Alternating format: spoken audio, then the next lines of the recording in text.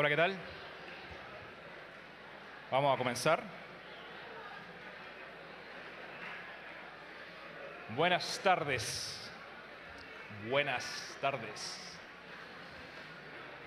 ¿Qué tal, Manuel? ¿Todo bien? Bueno, les doy la más cordial bienvenida a esta plenaria de lanzamiento del curso de Investigación, Innovación y Emprendimiento de la Escuela de Ingeniería de la Universidad Católica. Soy Michael Leatherby, profesor del Departamento de Ingeniería Industrial y de Sistemas de nuestra escuela y director académico de este curso. El propósito de esta plenaria es, primero, explicar brevemente el propósito del curso. Segundo, introducir el desafío de este semestre. Tercero, escuchar las reflexiones de 3 extraordinarios invitados. Y cuarto, conversar ahí con los invitados. ¿Bien? Tenemos una plataforma Slido, S-L-I-D-O. Manuel, ¿esa información se envió a través del Canvas? Van a escanearlo con un QR. Van a tener un QR que van a poder escanear en un minuto. Está un poquito... Si me puedes bajar un poquito el audio porque está... Bien. Entonces, en un minuto van a tener un QR que tienen que marcar para acceder a la plataforma Slido. En esa plataforma ustedes pueden colocar las preguntas que quieran que deliberemos después. Y también pueden hacerle like a las preguntas que más les guste y de esa manera yo voy a tener una indicación del tipo de preguntas que ustedes colectivamente estén más interesados o interesadas en que hagamos. Manuel, ¿cuándo pongo el QR? Cuando empecemos las preguntas. Cuando empecemos las preguntas, después. Perfecto. Súper. Entonces, ese es el propósito de esta plenaria hoy día. Les pido, porfa, silencio para que podamos tener una conversación a la vez. Bueno, primero, antes de comenzar, quiero hacer algunos agradecimientos. Quisiera comenzar agradeciendo al Banco Santander por la ayuda en patrocinar este curso. Quiero aprovechar de agradecer a Corfo por haber ayudado a crear esta iniciativa hace varios años ya, a través del proyecto Ingeniería 2030. Quiero agradecer al equipo docente. Este es un curso bien intenso en un equipo docente. Está compuesto por 9 docentes, 9 profesores emprendedores y 21 ayudantes. Este es un curso que tiene un tremendo equipo atrás y le metemos mucho cariño para que ustedes tengan la mejor experiencia posible. Quiero también agradecer al equipo ejecutivo y a la dirección de la Escuela de Ingeniería por todo el apoyo y el trabajo que hay detrás de este curso. Bien, hablemos, primer tema, el propósito del curso. El propósito del curso es entregarles a ustedes algo, una cosa. En particular, una competencia. Y esa competencia, nuestra promesa, es que esa competencia que le vamos a entregar les generará a ustedes una ventaja frente a otras personas que no tengan esa cosa que nosotros les vamos a entregar. Y me refiero a el capital emprendedor. Esa cosa que les vamos a entregar es capital emprendedor. Está científicamente demostrado que tener capital emprendedor impacta positivamente el desempeño de proyectos de innovación y emprendimiento. Ahora, quiero aprovechar de enfatizar que el capital emprendedor sirve mucho más que para solamente formar una nueva empresa. Sirve para cuando se trabaje en cualquier tipo de organización, pública, privada, fundaciones, establecimientos educacionales, etc. Una vez escuché decir a nuestra exalumna y emprendedora Loreto Seguel decir lo siguiente: me fue muy bien cuando trabajé en el Estado, en el gobierno, justamente porque sabía cómo emprender. Por lo tanto, si no te interesa la posibilidad de crear una nueva empresa, no hay ningún problema, ninguno. Este curso sigue siendo muy importante y valioso para ti. Una de las cosas que este curso les enseñará es a lidiar también con la incertidumbre y la ambigüedad. Y muchos estudiantes que han pasado por este curso han sufrido con esto, ya que no están acostumbrados a vivir o a tener un curso con tanto nivel de ambigüedad. Los cursos tradicionales son distintos. Si llegas a sentir ansiedad producto de la ambigüedad de este curso, te recomiendo que te detengas un minuto, respires profundamente y ten la tranquilidad y la seguridad de que al final todo va a resultar bien. Bien, segundo mensaje de esta plenaria. Segundo punto, o propósito, el desafío.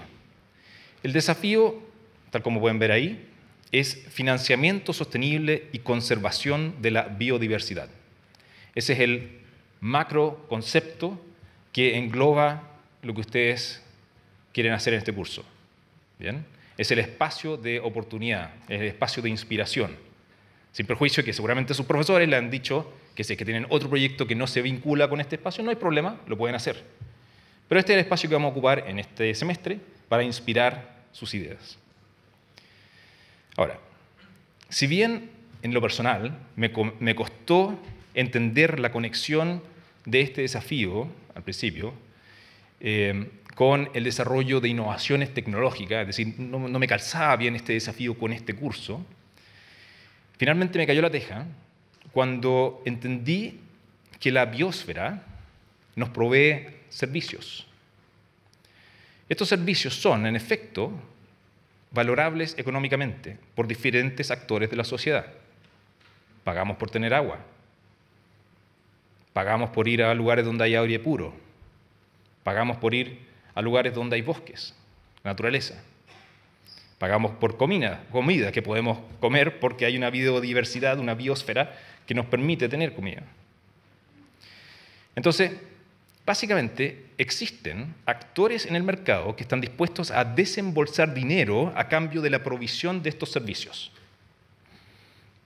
Aquí es donde entra la tecnología y este curso.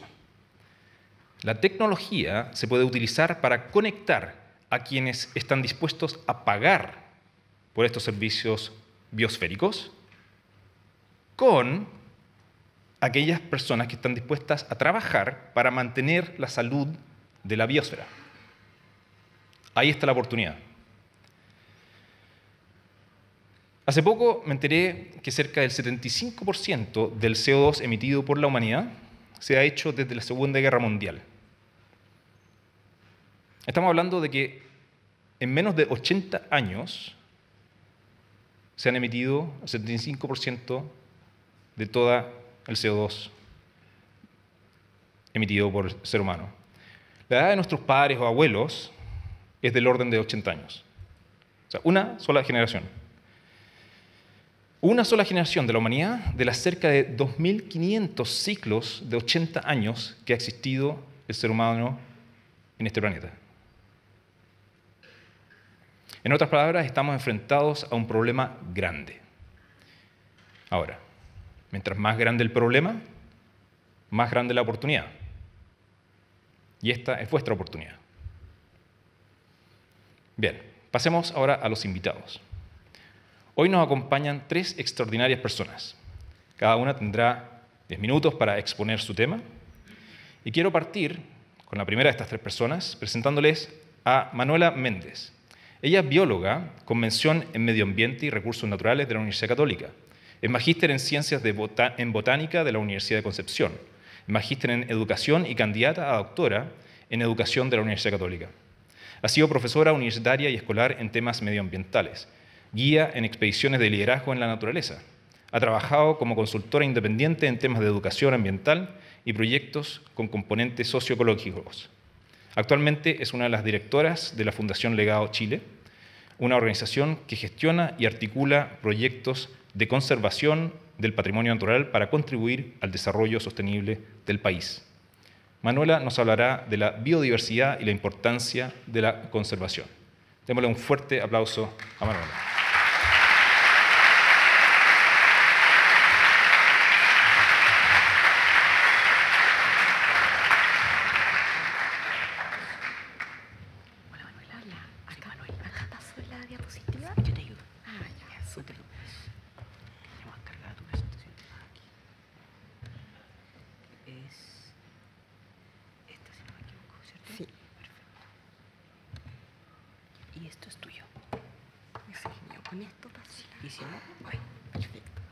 Bueno, muchas gracias por la invitación. Estoy muy contenta de estar hoy día acá.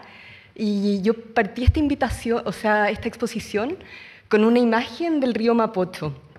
Cuando yo era chica, nunca me hubiera imaginado que el río Mapocho iba a ser un lugar donde uno pudiera meter los pies, encontrarse con bagrecitos, ver mucha flora nativa, donde se están reproduciendo distintas aves y donde está la gente compartiendo, donde actualmente hay alcaldes trabajando juntos por declararlo un humedal urbano. Eso es impresionante y vemos la capacidad que tiene, la resiliencia que tiene la naturaleza cuando dejamos, por ejemplo, espacios desprovistos de cemento para que puedan ocurrir múltiples interacciones, para que pueda ocurrir fotosíntesis, para que se pueda generar suelos, para que hayan muchos procesos ocurriendo. Bueno, la biodiversidad es infinita. Uno muchas veces piensa en animales, en mamíferos, en aves, pero la biodiversidad son bacterias, frutas, plantas, peces, nemátodos y son tan importantes. Nosotros hoy en día, el oxígeno que respiramos es producto de millones de años de fotosíntesis, de cianobacterias haciendo fotosíntesis, después algas, después plantas. Los alimentos que consumimos dependen de millones de interacciones que ocurren en el suelo, de polinizadores, de interacciones entre distintas poblaciones de organismos. Y bueno, estar vivo es una dependencia completa de la biodiversidad. Y la biodiversidad no es solamente esos bosques que hay, por ejemplo, en los parques nacionales de Patagonia o el oso polar en el hemisferio norte, sino que la biodiversidad está presente en los lugares más inimaginables que puedan pensar, por ejemplo, en un estacionamiento, en esos espacios que quedan entre medio del pavimento, fructifican estos hongos para poder dispersarse a través de las esporas, florecen flores en las escaleras, o aparece la estructura reproductiva de un hongo en un tronco al lado de un cable de la luz. Muchas veces nosotros pensamos en el impacto negativo del ser humano, sobre todo desde las ciudades. Muchas veces tenemos este pensamiento que es como contrario, pero las personas pueden influir positivamente y bueno, yo voy a presentarles hoy día casos desde ambientes urbanos, que es donde habita el mayor porcentaje del planeta y sobre todo en nuestro país.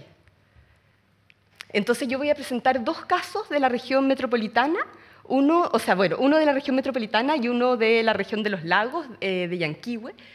Y bueno, voy a presentar este caso del Escuadrón de Casas Viejas, donde un grupo de jóvenes como ustedes decidieron que el futuro no había que esperarlo, sino que había que hacerlo, como ellos dicen, y empezaron con acciones tan simples como ir recogiendo basura, tratando de poder llevar a cabo actividades culturales, y poco a poco fueron agrupándose con las juntas de vecinos, con ONG, con la empresa Simbiótica, por ejemplo, y lograron convertir un lugar que era un microbasural en un bosque urbano con el método Miyawaki, que es una tecnología de la naturaleza, una tecnología muy buena, ya que deja este espacio para que ocurran estas múltiples interacciones y facilitada por procesos sociales también.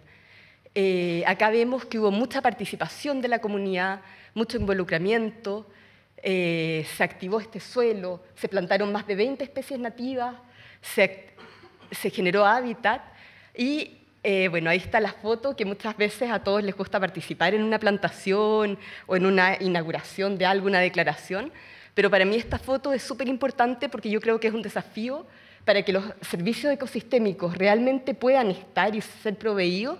Es necesario que los proyectos sean a largo plazo. Y muchas veces hay muchos fondos para poder declarar algo, para poder inaugurar algo, pero muchas veces la mantención, los esfuerzos, muchas veces hoy en día son gente heroica las que sostiene este cuidado, que es invisibilizado. Y bueno, ahora les voy a presentar el caso brevemente de Legado Chile, que es una fundación que surge de un grupo de estudiantes como ustedes, de distintas carreras, y que quiere ayudar a contribuir a generar un futuro sustentable. Ellos están trabajando, nosotros estamos trabajando actualmente con un equipo muy bueno en la ciudad de Yanquihue, principalmente con el tema de los humedales urbanos. Acá también hay algunas acciones que son súper importantes en conservación y restauración, que es los monitoreos, por ejemplo, de biodiversidad.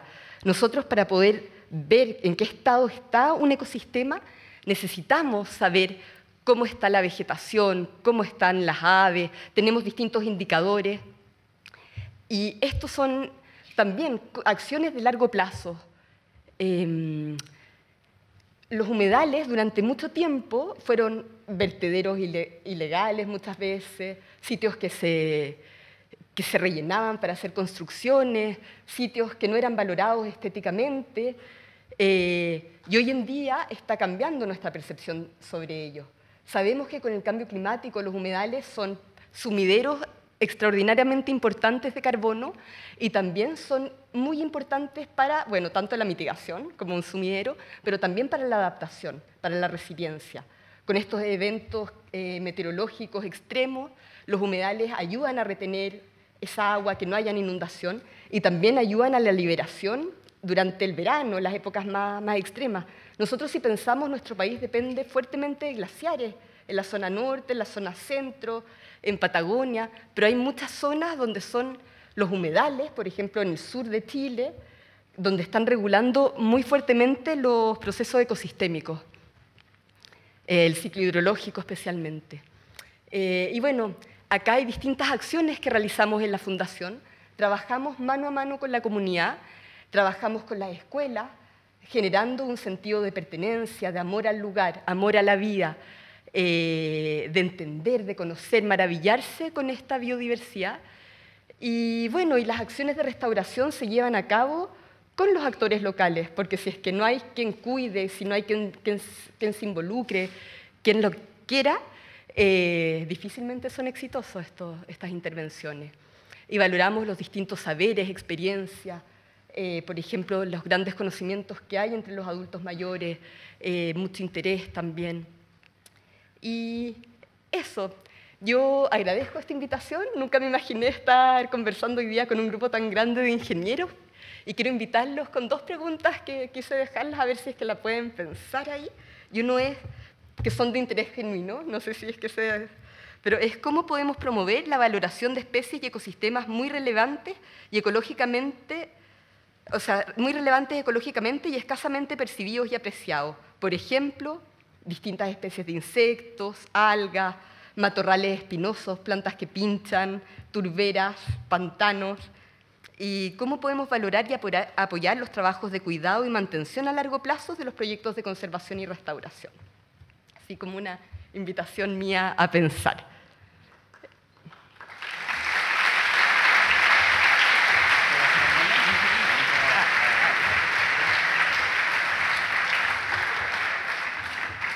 Buenísimo. Muchas gracias, Manuela, por compartir tus reflexiones con nosotros. Ahora quisiera presentar a nuestro segundo invitado. Él es Rodrigo Arriagada, ingeniero forestal de la Universidad de Chile. Tiene un máster en gestión y política de recursos naturales, un doctorado en recursos naturales y economía ambiental de North Carolina State University. Él es académico de la Facultad de Agronomía e Ingeniería Forestal de la Universidad Católica. Sus intereses de investigación se concentran en la economía de servicios ecosistémicos, evaluación de impacto de políticas ambientales, forestación y uso de la tierra. Lleva a cabo un proyecto sobre la relación entre economía doméstica y bosques nativos en el centro-sur de Chile. Actualmente es el jefe de División Información y Economía Ambiental del Ministerio del Medio Ambiente de nuestro país. Rodrigo va a hablar acerca del capital natural y economía ambiental. Muchas gracias, Rodrigo, por acompañarnos.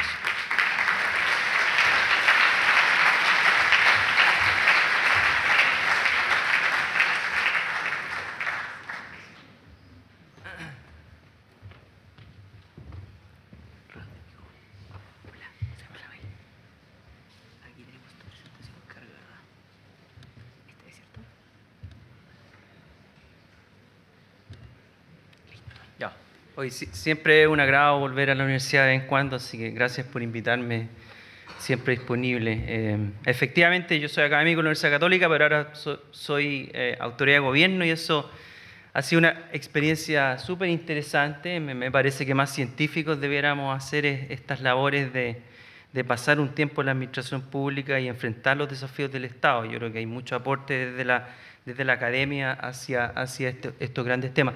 Yo los voy a invitar ahora como a abrir la cabeza, nos vamos a ir ya, vamos a mirar el planeta desde más lejos y les voy a hablar de algo que está pasando ahora, literalmente ahora. Ya les voy a dar algunos los últimos eventos relacionados a esto. Pero antes de hablar del capital natural y de cómo el capital natural pretende jugar un nuevo rol en un modelo de desarrollo que estamos trabajando desde el actual gobierno, yo no voy a entrar mucho en detalle en términos conceptuales, pero algo se decía bien al principio. Nuestro propio bienestar no es independiente de la calidad de nuestros entornos. O sea, si nuestros entornos están en malas condiciones, nuestro bienestar de manera directa o indirecta se va a afectar. Esa es la base conceptual de lo que son los servicios ecosistémicos. Este es un concepto ya un poquito antiguo y fue un concepto que nació de una comunidad científica. Economistas comenzaron a trabajar de manera más activa con ecólogos y salió esta idea de cómo podemos crear conciencia de manera más directa, de modo de que la gente entienda cómo afectando el entorno nos afectamos de alguna manera a nosotros mismos. Y esa es la idea del servicio ecosistémico. Hay muchísimos ejemplos, yo no voy a ir en detalle, pero bueno, siempre hablo de los bosques, digamos. Como ingeniero forestal, ya hace mucho tiempo atrás, partí estudiando los bosques, ahora soy economista. Y claro, uno cuando piensa en un bosque, uno piensa en un ecosistema que provee madera, es como lo más obvio, ¿cierto? Y muchas veces, hasta el día de hoy, los bosques son valorados por su capacidad para producir madera. Pero un bosque puede producir un montón de otros servicios, paisaje, captura de carbono, tienen un rol incluso en conexiones más bien espirituales. Uno cuando va a un bosque, uno busca una conexión, ¿cierto? Que va más allá de cosas que uno pueda describir de manera tangible. Entonces, esa es un poco la idea del servicio ecosistémico y de alguna manera da cuenta, muy desde un comienzo, de los desafíos. Como diablos vamos a valorar entonces un bosque si además de proveer madera, provee una multiplicidad de otros servicios. Entonces, esto ha sido una discusión académica súper interesante, ningún tema está hoy día cerrado y los marcos conceptuales han ido avanzando, han ido complejizándose de alguna manera. Ya quienes trabajamos en esto no hablamos mucho de servicios ecosistémicos, más bien estamos ahora hablando de los servicios, de las contribuciones de la naturaleza a las personas, con la idea de que hay que ser un poquito más inclusivo a la hora de hablar de valor, hay que incluir valores que no son tangibles. Por tanto, la ciencia ha ido avanzando de manera importante en esto y de alguna manera, bien directa, nosotros desde la actual administración estamos tratando de también entender estos marcos conceptuales y cómo eso nos puede ayudar a dirigir nuestras propias acciones. De hecho, cada vez entendemos mejor que para abordar muchos de los desafíos socioambientales que hoy día tenemos, cambio climático, crisis alimentaria, agua, desastres naturales, bueno, no hay que ir muy lejos para encontrar soluciones a esos problemas. Más bien hay que mirar a la naturaleza. La naturaleza viene funcionando perfecto sin el ser humano y esas soluciones están ahí y muchas veces la respuesta es simplemente mirar lo que la naturaleza hace y el ejemplo de los humedales es un súper buen ejemplo de cómo la naturaleza viene resolviendo problemas desde hace mucho tiempo. Lo que pasa es que no nos habíamos dado cuenta y hay que mirar la naturaleza. Entonces ahí viene la idea de soluciones basadas en la naturaleza para enfrentar desafíos socioambientales. Solo algunos datos que me pareció interesante mencionar respecto a biodiversidad, ya que vamos a hablar de biodiversidad y de la valoración. Bueno, estamos viviendo una crisis en biodiversidad. Hay una crisis en varios sentidos. Estos son los últimos datos que pude obtener a nivel global. La pérdida de biodiversidad es, según la OCDE, uno de los riesgos globales más altos que enfrenta actualmente la sociedad. Estos son algunos ejercicios, y ahí vayan haciendo el ejercicio de ponerle cero a estas cosas, pero 44 trillones en generación de valor económico, que es casi la mitad del PIB global, depende de manera directa o indirecta de la naturaleza. O sea, si uno lo piensa, cualquier bien y servicio que el ser humano produce, usa de alguna manera la naturaleza. De hecho, si lo pensamos en términos de valor contable del capital producido, el valor de lo que nosotros producimos, máquinas, edificios, tecnología, se ha duplicado, pero el capital humano per cápita no ha ido a la par con ese aumento y más bien el valor de esas existencias de capital natural ha ido en franca disminución. ¿Okay? Entonces, ahí hay un problema que de alguna manera nuestro crecimiento parece depender más del capital natural, pero se reconoce muy poco a la hora de valorarlo. De hecho, si uno piensa en como la clásica herramienta para medir crecimiento, yo llevo años estudiando la relación que hay entre desarrollo y medio ambiente, y uno de los ingredientes fundamentales para que una sociedad se desarrolle es que tiene que crecer, pues, sí, eso es evidente. Y hoy en día, en un mundo post-pandémico, estamos hablando de volver a crecer, ¿cierto? Pero si uno mira como las herramientas clásicas que un país utiliza, y Chile no es la excepción, el Producto Interno Bruto, ¿qué es lo que realmente mide? Y el Producto Interno Bruto es la herramienta que nosotros utilizamos para medir performance en términos macroeconómicos.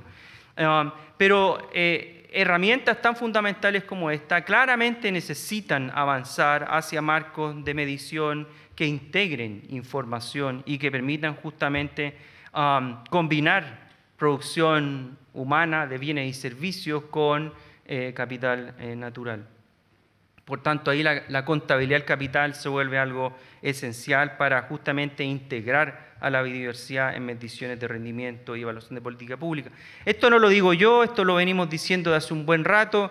Esto es parte de uno de los extractos que yo saqué de la última evaluación de desempeño ambiental de la OCDE, que son evaluaciones que se hacen cada cierto tiempo. Nosotros somos país miembro de la OCDE y nos sometemos a estas evaluaciones. De hecho, mi división está ahora preparando la que va a ser la evaluación de desempeño ambiental 2023, así que vamos prontamente a actualizar eso.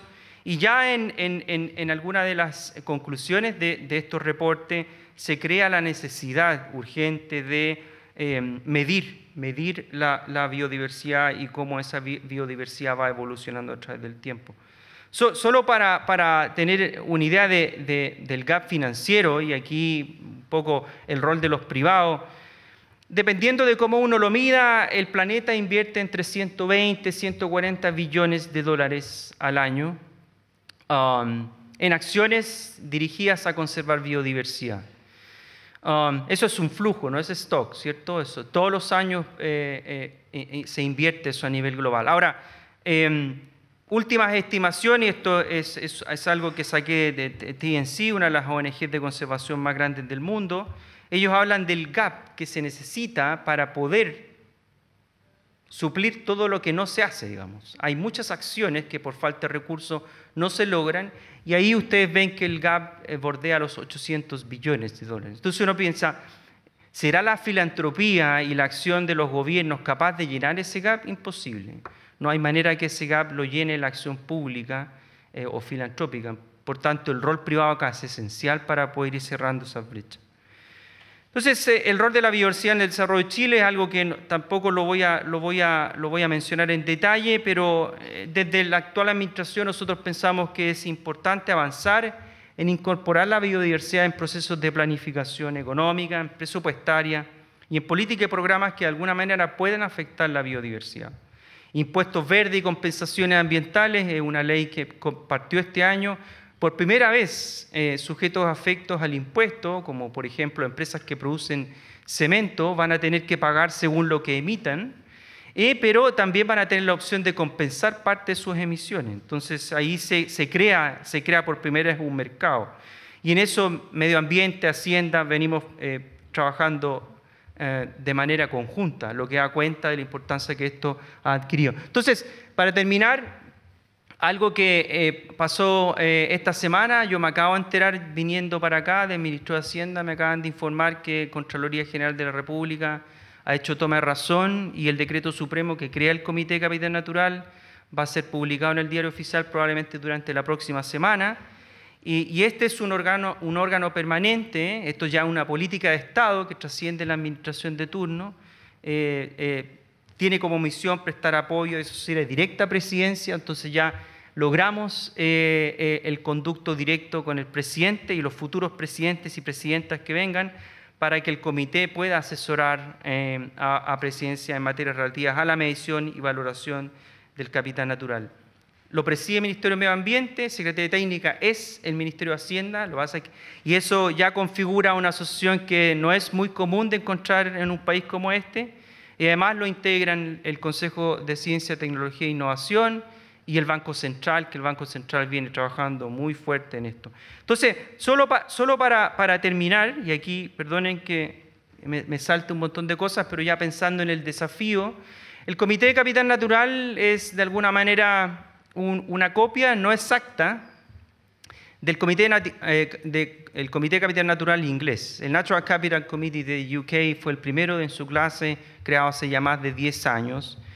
Y el Comité de Capital Natural inglés logró producir dos cosas. Primero, un documento que se ve muy pequeñito ahí al lado, que se llama el 25-Year Environmental Plan. Es un plan a 25 años que de alguna manera traza los desafíos ambientales.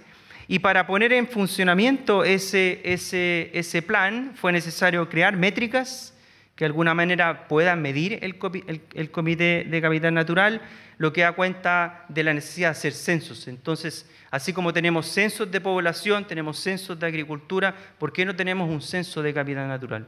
Entonces, esa es la idea y para allá va el accionar del Estado, de que en un futuro próximo tengamos líneas bases públicas que puedan ser utilizadas por entes públicos y privados para tomar mejores decisiones con una red de monitoreo de ese capital natural que pueda actualizarse de manera automática. Entonces ahí los espacios para usar tecnología son increíblemente amplios.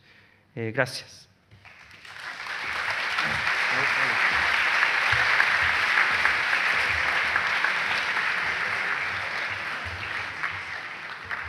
Muchas gracias, Rodrigo. Ahora tenemos a nuestro tercer invitado. Les presento entonces a Gonzalo Rodríguez Figueroa. Él es ingeniero civil industrial de la Universidad Católica, con 5 años de experiencia como director en Fundación Techo y desde hace 4 años que forma parte de Santander. Actualmente él es el director de Banca Responsable y Sostenibilidad, cuya misión es adaptar la organización a las nuevas exigencias usando la creatividad y la innovación. También generar valor para sus equipos de interés y procurar el progreso social y económico, mitigando el impacto medioambiental en los lugares en que está presente. Gonzalo nos hablará acerca de finanzas sostenibles. Bienvenido, Gonzalo.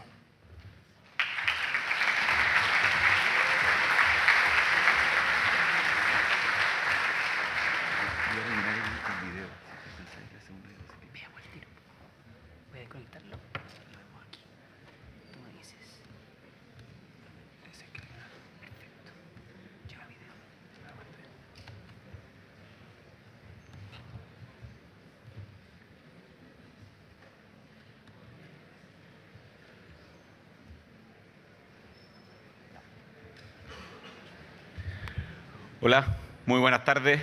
Quiero partir agradeciendo a la Facultad de Ingeniería por este espacio. La verdad es que es bien impresionante. Primero entrar a este auditorio, es enorme. Yo estudié hace unos años ya, no me tocó conocerlo, pero poder juntarse para hablar de este tema y presencialmente creo que es algo que uno echaba de menos. A ver, yo vengo a hablar un poco desde nuestro rol. Quizás muchos se preguntarán, un banco, quizás por qué está aquí, por qué le interesa este tema. Acá pueden haber muchas teorías, pero la verdad es que si la industria financiera y los bancos no avanzamos en esta transición, difícilmente la economía lo puede hacer. Nos gusta o no, los bancos son los que movilizan muchos recursos para esto y por eso también estamos comprometidos y hemos hecho distintos compromisos de poder estar movilizando recursos e incentivando a muchos clientes para poder hacerlo. Acá algunas imágenes que han visto anteriormente, pero que desde Santander siempre nos gusta mostrar de cómo, y esto lo piensan distintas industrias, pero pues estas son imágenes claras de cómo el cambio climático y la pérdida de diversidad muchas veces hace que ocurran catástrofes o fenómenos naturales, pueden ser intencionados por el hombre, pero acelerados por la naturaleza, que es importante que en todas las industrias vayamos cuantificando. Yo acá siempre doy el ejemplo, o sea,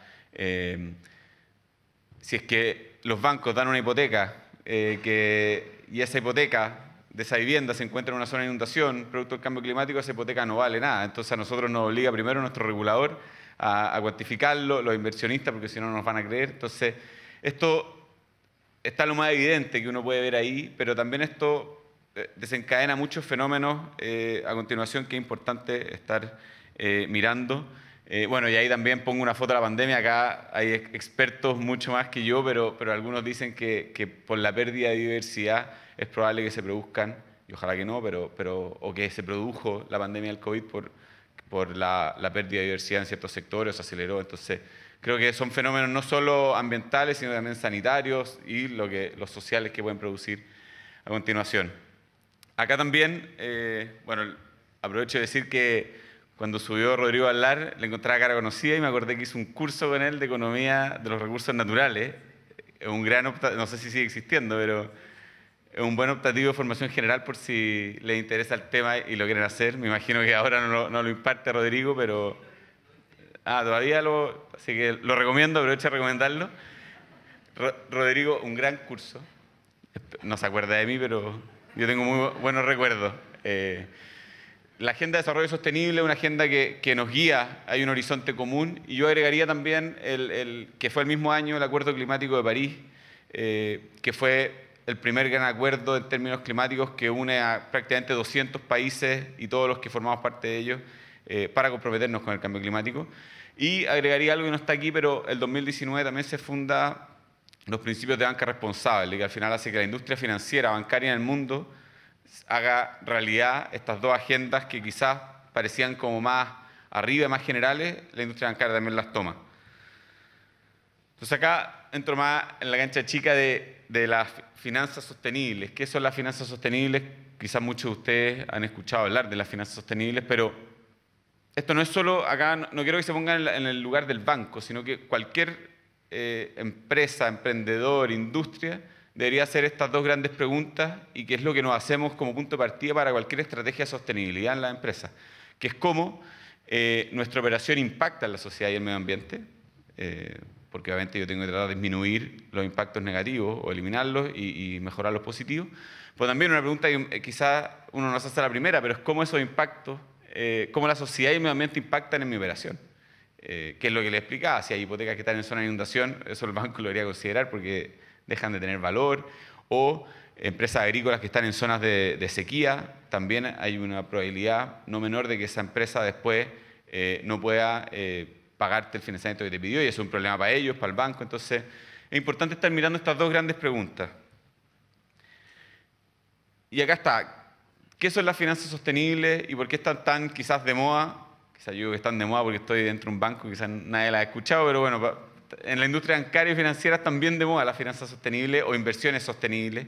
Depende el lado, o sea, si uno va a un inversionista puede ser inversiones sostenibles, si uno va a un banco son finanzas sostenibles, que es que uno presta plata, lo que tratamos de hacer los bancos es generar incentivos, mejores condiciones, en plazo, o en préstamo, en tasa, para que obviamente el cliente también lo ayudemos en esa transición verde.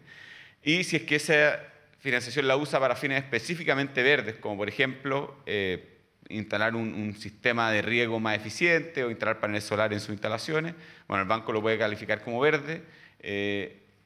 También existe el financiamiento social, que es, por ejemplo, si entregamos financiamiento para vivienda social en una inmobiliaria, eso también entra dentro de sostenible. Y sostenible más amplio, que es, como sabemos que esto es una transición, las empresas de un día para otro no van a empezar a transformar su energía a paneles solares, sino que a veces las empresas se comprometen a mejorar ciertos KPI, a disminuir su huella de carbono, y también los bancos, en el caso de Santander, genera cierto incentivo y mejora la tasa de ese préstamo si es que se van cumpliendo esos KPI. Entonces acá nosotros asumimos dos grandes compromisos que nos guían en nuestro quehacer diario. El primero es que nos comprometimos, y bueno, muchos pueden decir que el 2050 queda mucho tiempo, pero vamos a tratar de que sea antes, pero todavía estamos en un nivel muy complejo, que es que queremos medir todas las emisiones que hoy día estamos financiando. Cualquier préstamo que entreguemos, pyme, incluso personas, empresas, grandes empresas, queremos disminuirla, queremos que nuestras emisiones financiadas sean cero al 2050 neto. Y hay un desafío muy complejo donde se juntan muchos profesionales de distintas formaciones que tenemos que lograr cuantificarlo, estimarlo para que lograr eso. Y sabemos que no lo vamos a lograr si es que no ayudamos a nuestros clientes a transitar a esta economía más sostenible, a esta economía más verde. Y acá solo doy algunas categorías. Nosotros tenemos un sistema de clasificación que es de Santander a nivel mundial, que lo valida en un tercero y se guía por los grandes como lineamientos mundiales y de la ONU, que dice qué cosas es verde y qué cosas no, porque acá está el riesgo siguiente, que es el de greenwashing, que llamemos verde algo que no es, o que no es tan verde, que parece verde. Bueno, acá con métricas claras, con evidencia, nosotros decimos, bueno, acá esto es verde, después hay otras dos categorías, y quiero terminar con esto porque hay poco todavía soluciones para hacer frente a esto. Y hoy día hay, no sé, 1,5 millones de pymes en Chile que también tienen que avanzar en esto, que su prioridad es llegar a fin de mes. Hay grandes empresas que quizás están más avanzadas, pero faltan muchas tecnologías que les permitan lograr esto. Todo el segmento agrícola, el inmobiliario, que es muy contaminante. Entonces, y también son industrias que son necesarias, la minería. Sin minería no hay transición verde, pero también es contaminante. Entonces, ¿cómo nos hacemos cargo a través de tecnología y de diversas soluciones e ideas, ayudar a todas estas empresas que tienen que transitar en esta economía? Y quiero, para terminar, porque además, para reforzar lo de finanzas sostenibles, y pensaba que era más políticamente incorrecto decirlo, pero Rodrigo también algo mencionó, la transición verde no va a poder ser si es que no es rentable, porque depender de donaciones para poder conservar la biodiversidad o espacios, recuperar cierto, es poco escalable. Entonces, acá el desafío es doble, es pensar soluciones que sean efectivas, pero que además una empresa, una persona quiera tomarlo porque le va a generar más ganancias que como estaba antes, o que el banco te va a prestar plata, o que van a inversionistas que van a creer en ti. Nadie cree, ningún inversionista, en una idea que es un hoyo sin fondo. Y digo mi segunda opinión para que no me maten, es que estoy convencido de que la transición verde es rentable financieramente. O sea, lo más claro es que se saca el mundo, o sea, están todos los ejemplos en números de que todos van a perder plata. O sea, la plata tiene que estar ahí, tiene que ser rentable, tiene que ser un negocio, y eso es mucho más escalable, podemos llegar a muchos más lugares. Lo que el Banco Santander logra a través de donaciones es un porcentaje muy bajo versus lo que puede lograr a través de su negocio. La industria financiera mueve mucha más plata que las de la filantropía. Entonces, creo que hay un desafío agregado de cómo pensamos estas soluciones que también les permitan ser más rentables a los negocios que hoy día existen. Eso.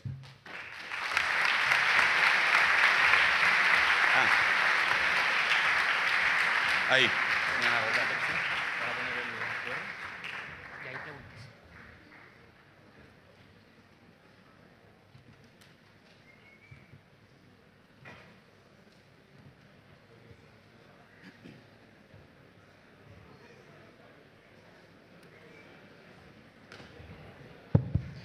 Ok, bueno, muchas gracias por esas tres muy interesantes exposiciones. Como pueden ver, hay un QR detrás de nosotros. Ese QR les lleva a una plataforma que se llama Slido, y en esa plataforma ustedes pueden ir colocando las preguntas que tengan y que quisieran que yo haga a nuestros invitados. Así que vayan viendo esas preguntas, y si hay algunas preguntas que les gustan más que otras, vayan haciendo like, y con eso yo voy midiendo vuestra preferencia. Bueno, mientras esperamos que se vaya poblando las preguntas, quisiera plantearles a ustedes tres lo siguiente. Este es un curso de innovación y emprendimiento. Tienen que descubrir una oportunidad. Y una oportunidad es un nexo entre un problema y una solución, tal que el valor del problema, es decir, lo que la gente está dispuesta a pagar por resolver su problema, es mayor que el costo de la solución. Así de simple. Entonces, con la experiencia que ustedes han tenido, traten de contarnos cuáles son las oportunidades más grandes, lo más tangible posible, que han visualizado. Por ejemplo, un problema X que ustedes dicen, si alguien resuelve ese problema, esta persona en particular o este mercado en particular está dispuesto a pagar mucho dinero. ¿Se entiende? ¿Sí? Ya, ¿quién quiere partir? Dale. Bueno, para mí se me vino inmediatamente a la cabeza. Para nosotros, en general, para poder tomar buenas decisiones, uno necesita información. Y si hay algo que yo no puedo medir, no lo puedo gestionar. Eso no lo digo yo, lo dijo un profesor bien famoso. Para nosotros poder gestionar de manera sostenible nuestro capital natural, tenemos que saber medirlo. Y el tema de las inversiones es, creo yo, también un gran desafío, cómo yo puedo medir y asegurar que algo es verde, digamos, ¿cierto? Por tanto, el desafío que ahora nosotros estamos enfrentando en el Estado es que nosotros queremos medir nuestro capital natural para poder gestionarlo y poder tomar decisiones, pero no sabemos cómo. No nos sirve que alguien venga y me proponga una solución de medición que me vaya a costar miles de millones y que lo voy a hacer una vez cada 10 años, como lo hacemos con los censos de población. Yo necesito monitorear el capital natural de manera permanente. De modo que lo que nosotros nos gustaría tener, y ese es como el sueño, es tener una red de monitoreo de capital natural que permita proveer información a entes públicos y entes privados para que puedan tomar decisiones. Eso beneficiaría a todo el mundo. Buenísimo. Cuando tú dices yo necesito, ¿a quién te refieres? Exactamente. El Estado. El Estado. El Estado. ¿Puede ser un poquito Ahora, más preciso? yo represento al Estado en este momento, sí. De acuerdo, ¿estamos hablando del Ministerio de Educación? No, ¿cierto? ¿A quién? ¿Quién específicamente tú dices, quién estaría dispuesto a firmar el cheque? Bueno, ese es un buen punto y de hecho lo hablábamos hoy día incluso con la ministra. ¿Cuál es el desafío de la Ley Marco de Cambio Climático? El capital natural es algo transversal. Hoy en día, el Ministerio de Obras Públicas necesita medir las cosas para poder tomar decisiones. El Ministerio de Hacienda necesita medir para tomar buenas decisiones. La Comisión Nacional, la Comisión de Mercado Financiero necesita tener buenas mediciones para poder supervisar de manera más apropiada a las empresas que están haciendo su trabajo como se debe. Entonces, hay una multiplicidad de personas, tanto en el ámbito público o privado, que estarían muy interesados en poder... Buenísimo. Entremos en una de esas verticales. Ministerio de Obras Públicas. Dijiste, necesitan medir. ¿Quién les obliga a medir? ¿Por qué necesitan hacer eso? ¿Cuál es la mecánica que está obligándoles a querer desembolsar dinero para esa cosa etérea que acabas de describir? Bueno, hoy día la Ley Marco de Cambio Climático mandata a toda la administración del Estado a medir riesgo climático, por ejemplo.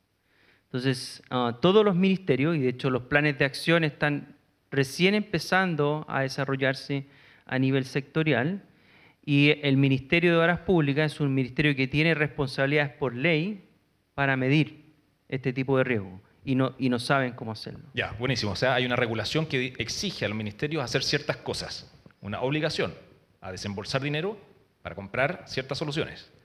Si pudieses aventurarte, no importa que te equivoques, a decir de cuánta plata anual flujo entre todos los ministerios estamos hablando, o podríamos hablar el próximo año. Wow. Nosotros ahora vamos a hacer un piloto de líneas base y que se va a hacer solo en Magallanes para medir capital natural y vamos a gastar 2.000 millones. Ese es un ministerio. Ese es un solo ministerio. Una región. Sí. Ya. ¿Podemos multiplicar eso por todos los ministerios por todas las regiones? Sí, y no es toda la región, son solo 2 provincias. Ya, bien. Estamos teniendo un orden de magnitud, ¿cierto? Yo les dije, mientras más grande el problema, más grande la oportunidad. Hasta Lucas. Bien. ¿Manuela? Bueno, yo no es mi área, pero sí creo que puedo aportar un poco en la conversación desde otra mirada. Cuando te escucho pienso en la importancia que tiene que haber del diálogo interdisciplinario, transdisciplinario, porque muchas veces cuando uno ve obras del Ministerio de Obras Públicas a veces son bien infraestructura gris, y muchas veces hay aluviones en que después ponen toda estructura de cemento y mucho del capital natural que podía haber alrededor, que eran soluciones mucho más que podrían haber disminuido los costos, creo yo, porque son seres vivos maravillosos que ya están ahí y que cumplen una función súper importante, no se toman en cuenta. Muchas veces no se ven los insectos acuáticos que están filtrando agua y tanto. Entonces, en eso siento que es súper importante que sea bien abierto, interdisciplinario. Y bueno, yo la verdad no tengo tantas experiencias previas, pero sí escuché harto de un profesor que yo tuve en la universidad, que fue Juan Carlos Castilla, que él fue muy pionero en el área de conversar con unir distintos actores, unir gobiernos, científicos, pescadores artesanales, y ya tenían una biología muy fuerte desarrollada, por ejemplo, con el loco, con cholepas, y ellos propusieron mejorar este negocio, ya que en vez de haber cantidad, como habían antes, la fiebre del loco y todo, se exportaba menos, pero precios mucho mejor, y hubieron sindicatos de pescadores artesanales que hasta el día de hoy trabajan agrupados, distintos lugares con distintos resultados también, depende mucho de la ecología del lugar, pero varios de ellos han tenido buenos resultados, otros no tanto, pero sí es un ejemplo de algo que ya hay una línea de estudios biológicos bastante fuerte que fueron capaces de dialogar ya hace bastante tiempo atrás para proponer una política pública que dialogara con algo económico. Entonces tenemos aquí un ejemplo de arreglar el ecosistema para que el producto natural que típicamente consumimos como seres humanos tenga mejor calidad y por lo tanto sube precio o vuelva a existir y por lo tanto lo podemos vender, etcétera, etcétera. Buenísimo. Gracias, Manuela. ¿Gonzalo?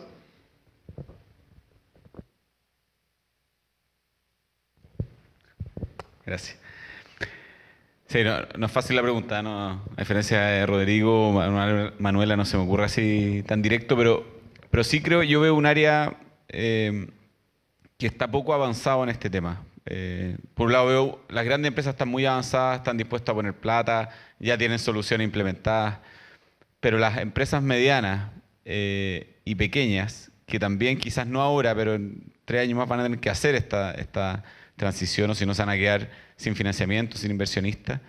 Hoy día no se miden, y ahí comparto con Rodrigo. O sea, lo primero es cómo uno piensa en tecnologías o en soluciones que permitan medir a una gran masa de pymes o medianas empresas que no están dispuestas a poner plata, pero sí quizás en un futuro estarían dispuestas a poner plata si es que esa medición les permite ayudar a gestionar algo que les permite ahorros de costos.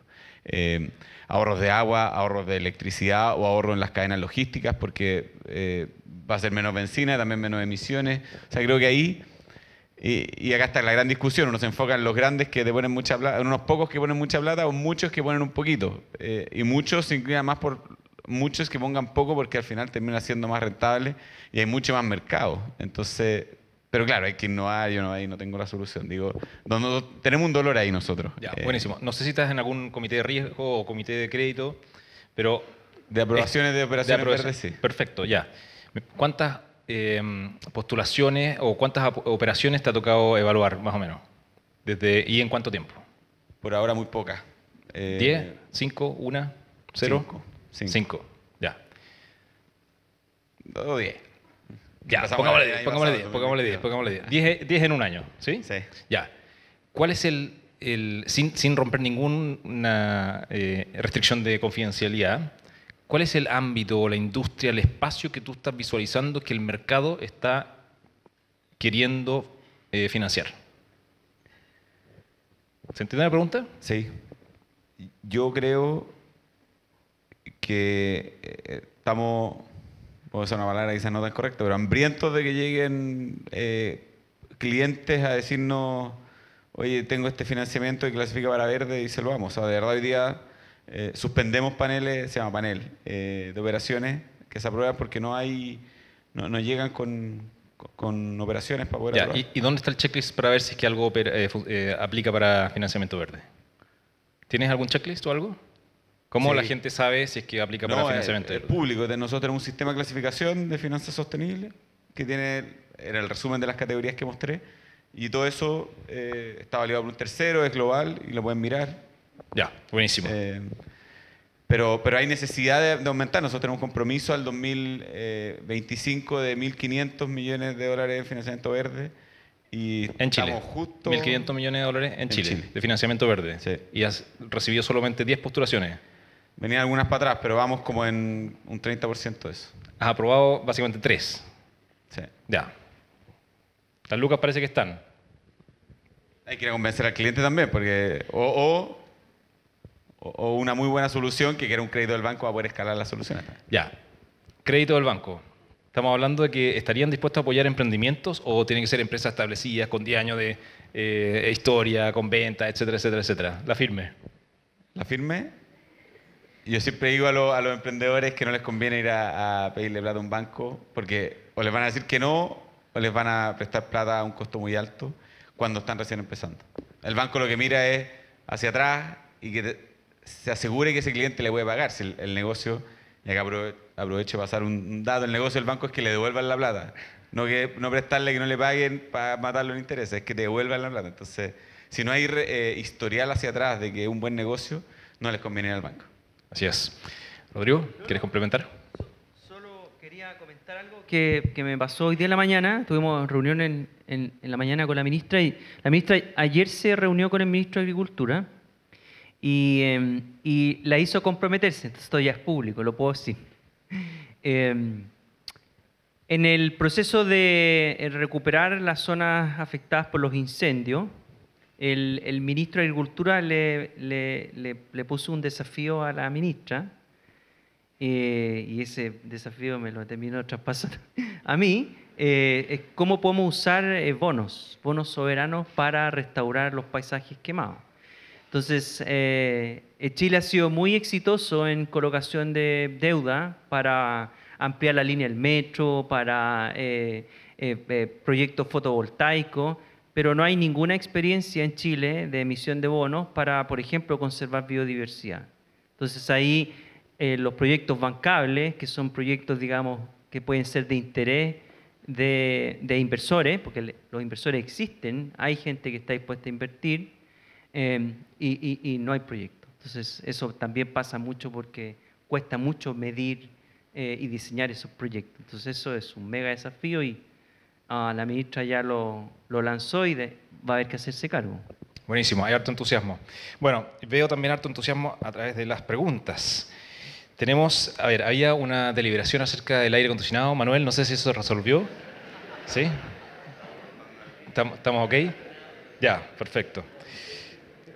La mitad decía, no, más de la mitad decía que estaba muy fuerte y la otra mitad que estaba muy frío. Bueno, muy caliente, no sé. Bueno, pero parece que ya se resolvió porque no está en mi lista de preguntas top. Ya, acá hay una pregunta a propósito de cosas que han ocurrido en los últimos meses. Inteligencia artificial, ChatGPT, está en boca de todos. Promete revolucionar la industria, la forma en que hacemos las cosas. ¿Se le ocurre? La pregunta específicamente dice, ¿qué rol creen ustedes que podría jugar la inteligencia artificial y la ciencia de datos en contribuir a la mejora del capital natural? ¿Se les ocurre algo?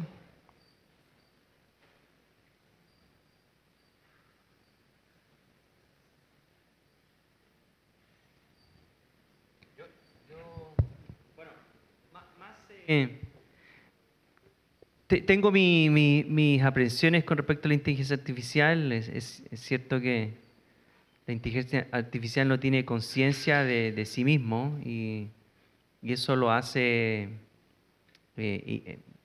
potencialmente inocuo para consultar cosas complejas. Pero la ciencia de datos es sin duda que es una herramienta muy poderosa cuando hablamos de medir información, de medir procesos, de medir ecosistemas, cómo procesamos esa data, cómo la mostramos, cómo trabajamos con eso, cómo generamos indicadores, el data mining, la inteligencia de datos asociados a esa información. Es justamente eso donde estamos más en necesidad de poder incorporar herramientas tecnológicas. Mi división es la división de Información y Economía Ambiental y el Departamento de Información Ambiental va a ser reestructurado y una de las áreas es inteligencia de datos.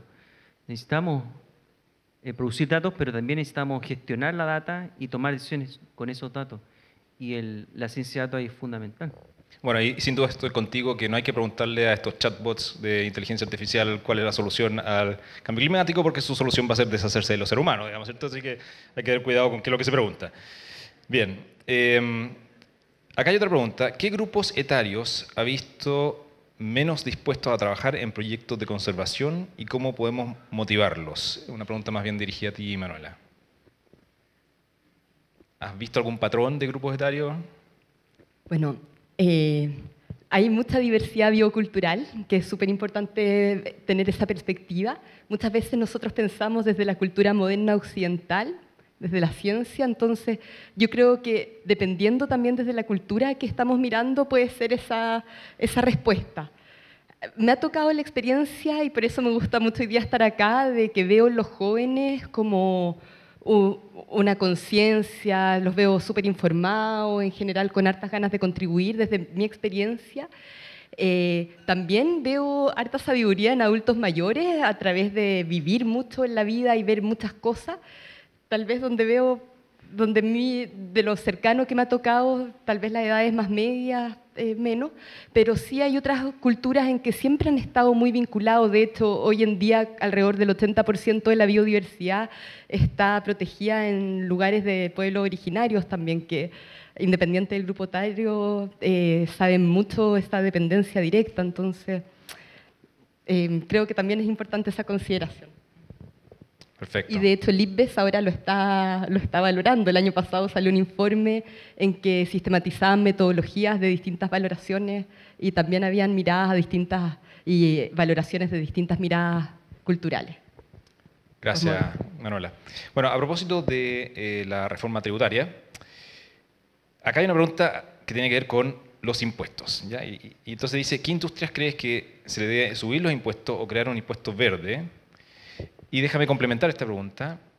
Pensemos en aquellas industrias donde subsidiamos, por ejemplo, el combustible, o la extracción o la exploración minera, o tantas otras industrias que por defecto las hemos subsidiado durante décadas y nadie está hablando mucho acerca de por qué seguimos financiando ese tipo de actividades. Algunos dirían, bueno, lo que pasa es que son importantes para el desarrollo económico. Bueno, ¿y cómo que pasa piola? ¿Qué pasa ahí? Puedo responder la mitad de esa pregunta porque todavía no puedo revelar lo que va a ocurrir con la reforma que viene. El pilar de impuestos correctivos está por anunciarse. La reforma tributaria partió el 2014 introduciendo la idea de incorporar impuestos correctivos. Los impuestos correctivos son una familia de impuestos que lo que buscan no es recaudar, sino que cambiar comportamiento humano, por eso se habla de impuestos correctivos. Y nosotros tenemos en funcionamiento impuestos verdes desde el 2017. Empresas hoy día pagan por concepto de la externalidad que producen. Ahora, a partir del 1 de enero de este año, producto de la reforma tributaria del 2020, por primera vez los sujetos afectos van a pagar por lo que emiten. ¿Okay?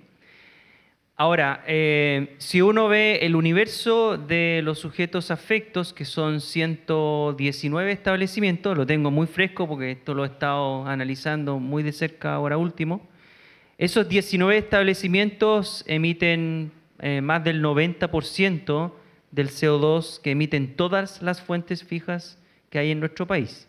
Entonces, estamos grabando el 95% de nuestras emisiones. Entonces, por ese lado podríamos decir estar tranquilos. ¿Okay? Ahora, el impuesto actual, y ese sí es un tema, es en este momento, según las reglas del juego que hay, se paga $5 por tonelada emitida. Eso lo van a tener que pagar el próximo año. Y si ustedes ven los mercados internacionales, hoy día un permiso de emisión transable en Canadá está por sobre los $100. Entonces estamos a años luz todavía de los precios internacionales. Entonces tenemos el instrumento, es un muy buen instrumento, está muy bien diseñado, pero tenemos que ponernos a la par de lo que se está haciendo afuera. Entonces estamos como avanzando en el camino correcto. Ahora, hubo un traspié ayer en la reforma tributaria, es cierto, sí, pero la reforma tributaria tiene varios pilares. Y uno de los pilares que se van a anunciar probablemente a principios de abril es el pilar verde de la reforma tributaria. Entonces se van a introducir nuevos impuestos correctivos que van un poco apuntando a lo que tú dices. Pero ahí por razones obvias no puedo entregar muchos detalles. Ya, pero quizás nos puedes contar un poquito acerca de cómo funciona el flujo de esos dineros, de los ejemplos que acabas de dar. Es decir, ¿quién recibe el dinero? ¿Cómo podría alguien que inventa una nueva tecnología meterse en ese flujo de dinero de un lugar a otro? Ese es un temazo, porque los impuestos verdes en promedio recaudan alrededor de $200 millones por año. En Chile. En Chile, sí, en Chile. En Chile, por razones constitucionales, no existe la afectación de impuestos. Entonces, si un impuesto es verde, lo que yo recaudo, esos $200 millones, no necesariamente los voy a reinvertir en cosas verdes, sino que entran a las arcas fiscales y ahí se reparte. Entonces, lo que se está trabajando, y en conjunto con la Dirección de Presupuesto del Ministerio, es la idea de, a través de un proyecto de rentas regionales, tener cierto grado de afectación. Entonces, hoy día, eso no lo había contado, nosotros tenemos dos tipos de impuestos. El impuesto al CO2, que es un impuesto que regula la afectación al clima, pero tenemos otro impuesto que recauda alrededor de $20 millones al año, que es por contaminantes locales, material particulado, los NOx y los dióxidos de azufre. Piensen en empresas inmobiliarias que producen infraestructura. Bueno, todo el material particulado que esos emiten deben pagar a partir de la reforma actual. Y ahí la lógica sería comenzar a afectar esos impuestos porque el material particulado está directamente vinculado con afectación en salud, por ejemplo, que son efectos muy locales. Y ahí sí la idea sería agarrar esa recaudación y financiar proyectos, por ejemplo, de reducción de emisiones. Ya, y si me pongo mi sombrero de economista o promotor de la innovación y emprendimiento en el país, yo diría, pucha, ¿por qué le pasamos ese dinero a una arca fiscal que al final termina pasando ese dinero en otros lugares o a veces puede ser ineficiente? ¿Cómo podemos hacerlo para que sea una transacción directa a las personas que proveen la tecnología sin tener que pasar a través de la burocracia del Estado? Esa es la idea. De hecho, de manera indirecta lo vamos a empezar a hacer. A partir del 24 de febrero partió la política de compensaciones, yo algo les comenté. El próximo año, cuando una cementera tenga que pagar, porque las cementeras ahora entraron en el sistema, antes no estaban, entonces la cementera emite material particulado y va a tener que pagar. Pero el Estado le da la posibilidad de hacer dos cosas. O paga, como lo ha hecho siempre, o compra un certificado de compensación. Perfecto. Entonces, de alguna manera, esa compensación viene a favorecer el desarrollo del proyecto. Extraordinario. Muy buena oportunidad. Nos queda tiempo para una última pregunta. Yo creo que voy a dirigirla a ti, Gonzalo, que dice lo siguiente. ¿Qué iniciativas financieras se han tomado hasta el momento para demostrar efectivamente que la transición verde es viable? O conectémonos con tu declaración de que dijiste, mira, desde mi perspectiva, toda inversión en protección de la biosfera es rentable por definición, a largo plazo, difícil de capturar, etcétera, etcétera, pero ¿puedes darnos algún ejemplo de algo más concreto y quizás tangible? ¿Tengo que apretar el de abajo? ¿Una vez? Ahí sí. Los bancos se comprometieron ya el 2019, muchos bancos. Nosotros en particular nos comprometimos a que al 2025, esto voy a hablar a nivel mundial, queremos facilitar 120 mil millones de euros en financiamientos verdes. ¿Y qué hay detrás de ese compromiso? Una empresa nunca quiere perder plata, al menos en el largo plazo, quizás en iniciativas puntuales sí, es que vemos que hay una oportunidad también de negocio. Y cuando uno habla del cambio climático en las empresas, siempre se habla de riesgos y oportunidades. Quizás yo cuando hablé me centré más en los riesgos, de qué pasa si se me quema una casa que yo la tenía como garantía hipotecaria o se inunda.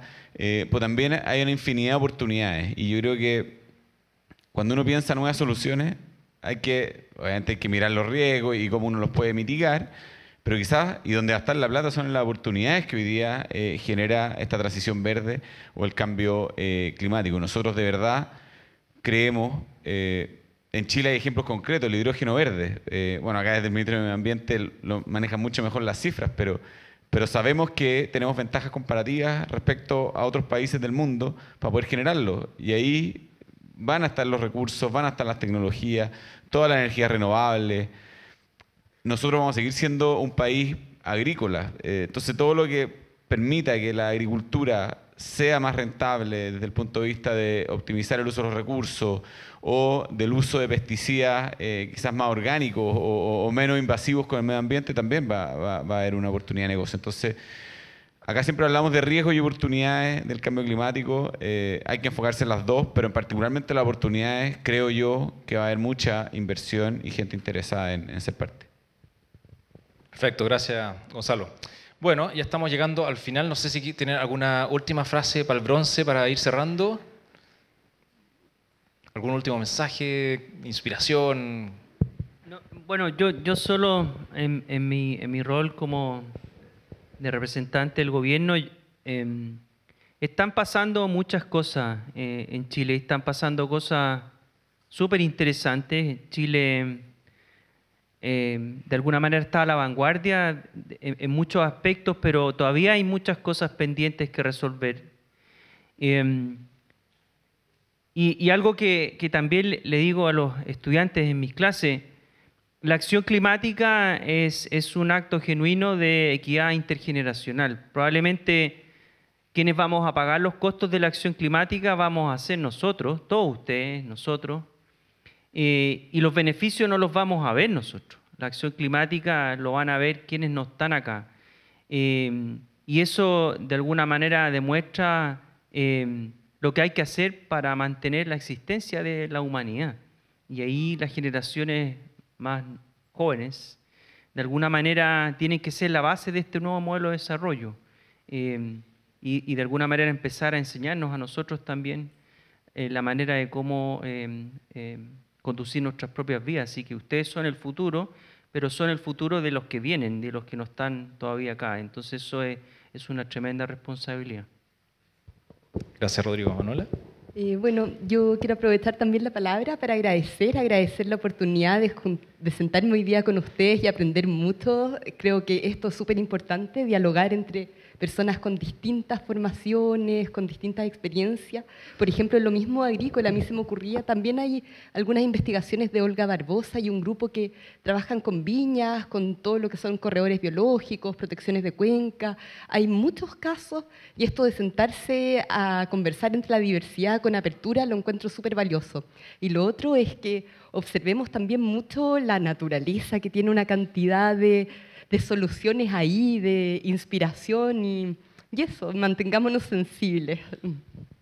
Muchas gracias, Manuela. ¿Gonzalo? Sí, yo solo un llamado como a la acción más o menos rápida. Creo que el problema está bastante bien diagnosticado, hay una necesidad. Acá hemos hablado también de los espacios donde vemos que hay un mundo de oportunidades por desarrollar soluciones, ideas, y creo que si las ideas se van a pensar acá, en esta sala, o en la sala del lado, en la universidad del lado, o en el país del lado, pero alguien las va a hacer porque los compromisos están.